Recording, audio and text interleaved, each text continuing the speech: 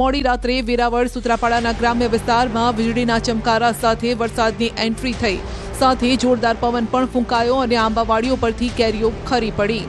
ખેડૂતોએ જ્યારે સુત્રાપાડાના પ્રાચી, ઘાટિયા, ખાંભા સહિતના વિસ્તારોમાં જઈને જોયું ત્યારે કેરીઓનો હાલ જોઈને તેમની ચિંતા વધી ગઈ છે। ગીરની કેસરની રાહ જોઈને બેસેલા લોકોએ પણ નિરાશ થવું પડશે। ગીરની કેસર હવે મોંઘી થશે, ખેડૂતોને પણ તેનો ભાવ નહીં મળે, કારણ કે પાક ખરી પડતા જે બચ્યો છે તેના પણ મોં માંગ્યા ભાવ હવે ખેડૂતોને મળવાના નથી। બજારમાં માલ ઓછો આવશે, જેના કારણે ગ્રાહકોને પણ ગીરની કેસર ખાવી મોંઘી પડશે। ભાવમાં ફરક પડશે। ખેડૂતોને આશા હતી કે આ વખતે કેસર કેરીનું ઉત્પાદન ખૂબ જ ઓછું છે, તો ભાવ મળવાની ખૂબ જ સંભાવના હતી। હવે કમોસમી વરસાદને લીધે ખેડૂતોને એ આશા ઉપર પણ પાણી ફરી વળ્યું છે। આ બગીચો પ્રતાપભાઈ નામના ઇજારેદારનો છે। 4 લાખ રૂપિયામાં તેઓએ રાખ્યો હતો। કેરીને ઝાડ પરથી ઉતારી બજાર લઈ જવાની તૈયારી ચાલતી હતી, ત્યાં જ આકાશી આફત ત્રાટકી અને કેરીઓ ખરી પડી। જે કેરી ઝાડ પર બચી છે તેમાં પણ રોગ જીવાત આવવાની સંભાવના છે। આ જે કેસર કેરી છે તે હજુ જે ઝાડ ઉપર ઊભી છે તેમાં પણ ક્યાંક ને ક્યાંક નુકસાન છે તે વર્તાઈ રહ્યું છે, કારણ કે ખેડૂતોનું કહેવું છે કે હવે આ જે કેસર કેરી છે તેમાં સોનમાખ આવવાની સંભાવના રહેશે અને તેમને કારણે ક્યાંક ને ક્યાંક કેસર કેરી પકવતા જે ખેડૂતો છે તેઓને મોટી નુકસાનીનો સામનો કરવો પડશે।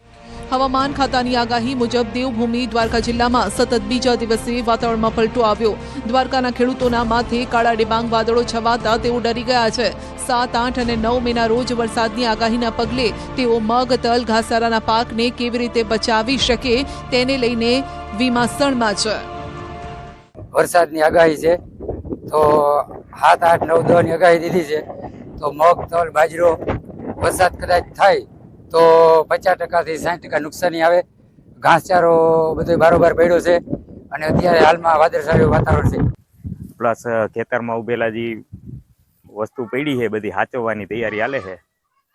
તો હવે મગ છે, તલ છે, શાકભાજી છે, એમાં વરસાદ જો વધારે થાય તો નુકસાન કરશે।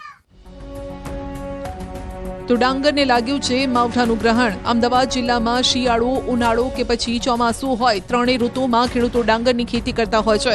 ત્યારે ઉનાળાની ડાંગરની સિઝન પૂર્ણ થતા રાઈસ મિલ ધારકોએ જે ડાંગર ખરીદી હતી તે ખુલ્લામાં પડી હતી અને જેના કારણે તમામ કટ્ટા પલળી ગયા અને પાણી લાગી ગયું। કમોસમી વરસાદ થયો છે અને કમોસમી વરસાદે વિનાશ વેર્યો છે, એટલે કે અમદાવાદની બાજુમાં જે દસકોઈ આવેલું છે ને દસકોઈના વિસલપુર ગામ ખાતે 5 થી 6 જેટલી રાઈસ મિલો જે છે કે જે ખેડૂતો પાસેથી સીધી ડાંગરની ખરીદી કરે છે અને તેમના ગોડાઉનની અંદર સંગ્રહ કરે છે, ત્યારબાદ ચોખા જે છે તે માર્કેટમાં વેચતા હોય છે। પરંતુ જે પ્રકારે ખેડૂતો પાસેથી ડાંગર જે ખરીદી કરવામાં આવી હતી તે પલળી ગઈ છે કમોસમી વરસાદમાં। એક પણ જે કોથળો ડાંગરનો જે છે તે બચ્યો નથી, કારણ કે હજારો મણ ડાંગરનું નુકસાન રાઈસ મિલ ધારકોને થયું છે। આ દ્રશ્યો છે અમદાવાદ જિલ્લાના દસક્રોઈ તાલુકામાં આવેલા વિસલપુર ગામના, જ્યાંની રાઈસ મિલના આ દ્રશ્યો છે। પ્રત્યેક રાઈસ મિલ ધારકને 5 થી 10 લાખનું નુકસાન છે। મારે લગભગ એકલાને 5 થી 6 લાખનું નુકસાન થયું છે। કેટલા અને ટોટલ બીજા અમારા મિલોવાળાને સાથે મળીને લગભગ 20 થી 25 લાખનું થાય। મારે એકલાને 5 થી 6 હજારમાં ડાંગરમાં થઈ જાય, બીજા હજુ ઢગલા પડ્યા છે, હવે ખોલું ત્યારે ખબર પડે।